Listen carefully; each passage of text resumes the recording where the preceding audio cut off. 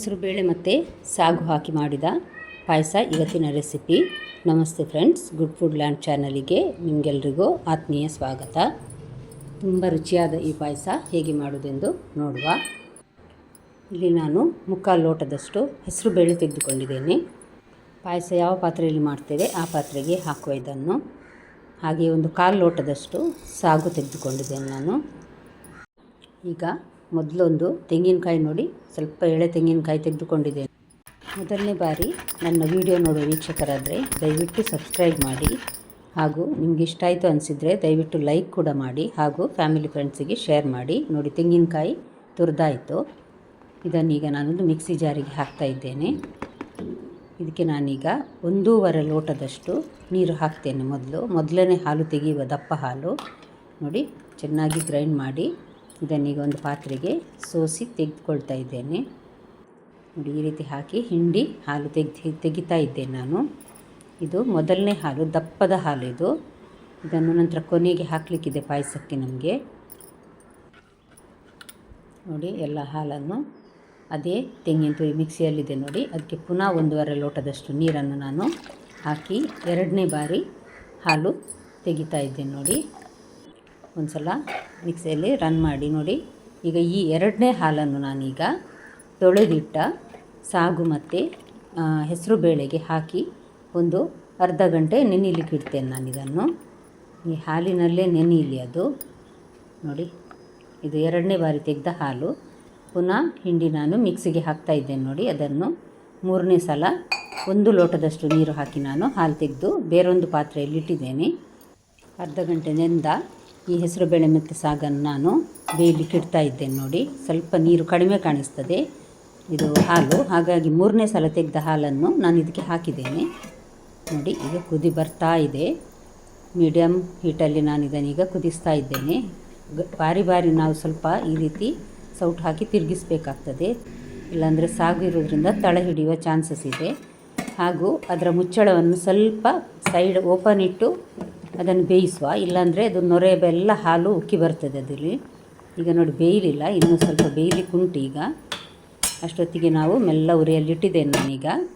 ಗೇರು ಬೀಜ ಮತ್ತು ದ್ರಾಕ್ಷಿಯನ್ನು ತುಪ್ಪದಲ್ಲಿ ಹುರಿಯುವ. ಒಂದು 3 ಟೇಬಲ್ ಸ್ಪೂನ್ನಷ್ಟು ನಾನಿಲ್ಲಿ ತುಪ್ಪ ಹಾಕಿ, ಒಂದು 3 ಟೇಬಲ್ ಸ್ಪೂನ್ನಷ್ಟು ಗೇರು ಬೀಜ, ಹಾಗೆ ಒಂದು 3 ಟೇಬಲ್ ಸ್ಪೂನ್ನಷ್ಟು ದ್ರಾಕ್ಷಿ. ಗೇರು ಬೀಜ ಸ್ವಲ್ಪ ಹೊಂಬಣ್ಣ ಬರುವಾಗಲೇ ದ್ರಾಕ್ಷಿ ಹಾಕಿ ಅದನ್ನು ತೆಗೆದು ಪಕ್ಕಕ್ಕಿಡುವ. ಇಲ್ಲಿ ನೋಡಿ, ಈಗ ಚೆನ್ನಾಗಿ ಬೆಂದಿದೆ ಇದು. ಒಂದು ಸಲ ಚೆನ್ನಾಗಿ ತಿರುಗಿಸುವ. ಇವಾಗ ನೋಡಿ, ಇದಕ್ಕೆ ನಾವೀಗ ಬೆಲ್ಲ ಹಾಕಬೇಕು. ನಾನು ಇದರಲ್ಲಿ ಸ್ವಲ್ಪ ನೀರು ಕಡಿಮೆ ಕಾಣ್ತದೆ ಅಂತ ಹೇಳಿ 3ನೇ ಸಲ ತೆಗೆದ ಒಂದು ಅರ್ಧ ಲೋಟ ಹಾಲನ್ನು ಹಾಕಿದ್ದೇನೆ. ಈಗ ಇದಕ್ಕೆ 3ನೇ ಬಾರಿ ತೆಗೆದ ಹಾಲನ್ನು ಹಾಕಿದ್ದು ನಾನಿದು. ನೋಡಿ, ಚೆನ್ನಾಗಿ ಬೆಂದಿದೆ ನೋಡಿ. ನೆನೆಸಿದರೆ ಬೇಗ ಬೇಯ್ತದೆ, ತುಂಬ ಹೊತ್ತು ತೆಗೆಯುವುದಿಲ್ಲ ಏನು. ಇದರಲ್ಲಿ ನೋಡಿ, ನಾನೀಗ ಸಾಧಾರಣ ಒಂದು 1.5 ಕಪ್ಪಿನಷ್ಟು ಬೆಲ್ಲ ಹಾಕಿದ್ದೇನೆ. ನಿಮಗೆ ಸ್ವಲ್ಪ ಸಿಹಿ ಜಾಸ್ತಿ ಬೇಕನ್ನಿಸಿದ್ರೆ ಜಾಸ್ತಿ ಹಾಕ್ಕೊಳ್ಬೋದು, ಅಥವಾ ಕಮ್ಮಿ ಆದರೆ ಕಡಿಮೆ ಸಹ ಹಾಕ್ಕೊಳ್ಬೋದು. ತೆಂಗಿನ ಹಾಲಿನ ರುಚಿ ಇರೋದ್ರಿಂದಾಗಿ ಬೆಲ್ಲ ಸ್ವಲ್ಪ ಕಡಿಮೆ ಆದರೂ ಏನು ರುಚಿಯಲ್ಲಿ ತೊಂದರೆ ಆಗೋದಿಲ್ಲ. ನೋಡಿ, ಈಗ ಇದು ಬೆಲ್ಲ ಹಾಕಿದ್ದೇನೆ. ಚೆನ್ನಾಗಿ ಬೆಲ್ಲ ಕರಗಿದೆ ಈಗ ನೋಡಿ, ಕಾಣ್ತಾ ಇದೆ. ಮತ್ತು ಸ್ವಲ್ಪ ಕುದಿ ಸಹ ಬರ್ತಾ ಇದೆ. ಇದು ಚೆನ್ನಾಗಿ ಕುದಿ ಬರುವಾಗ ನಾವೀಗ ಕೊನೆಗೆ ಮೊದಲನೇ ಬಾರಿ ತೆಗೆದಿಟ್ಟ ದಪ್ಪ ಹಾಲನ್ನು ಹಾಕಬೇಕು. ನೋಡಿ, ಈಗ ನಾನು ಹಾಕ್ತಾ ಇದ್ದೇನೆ. ಇದನ್ನು ಹಾಕಿದ ಮೇಲೆ ನಾವು ತುಂಬ ಕುದಿಸ್ಲಿಕ್ಕಿಲ್ಲ, ಯಾಕಂದರೆ ಹಾಲು ಒಡೆದು ಹೋಗ್ತದೆ, ಅದಕ್ಕೋಸ್ಕರ. ಬೆಲ್ಲ ಹಾಕಿದ ನಂತರ ಚೆನ್ನಾಗಿ ಕುದಿದ ಮೇಲೆ ಇದನ್ನು ಇನ್ನೊಂದು ಸಲ ಜಾಸ್ತಿ ಕುದಿಸುವ ಅಗತ್ಯ ಇಲ್ಲ, ಯಾಕಂದರೆ ಇದು ಹಾಲು ಒಡೆದು ಹೋಗ್ತದೆ, ಅದಕ್ಕೋಸ್ಕರ. ನಾನೀಗ ಇದನ್ನು ಮೀಡಿಯಮ್ ಹೀಟಲ್ಲಿ ತಿರುಗಿಸ್ತಾ ಒಂದೂವರೆ ನಿಮಿಷ ಅಷ್ಟೇ ಸಾಕು.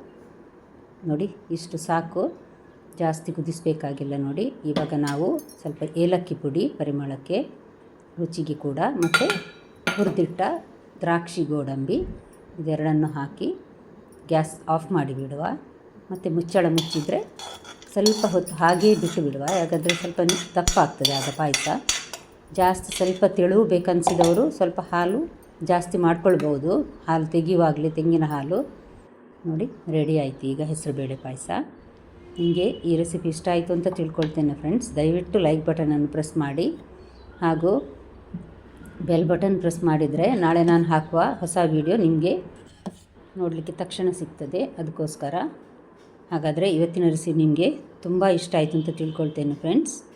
ಹಾಗಾದರೆ ಮತ್ತೆ ಮುಂದಿನ ವೀಡಿಯೋದೊಂದಿಗೆ ಭೇಟಿಯಾಗೋಣ. ನೋಡಿದ ಎಲ್ಲ ವೀಕ್ಷಕರಿಗೆ ಧನ್ಯವಾದ.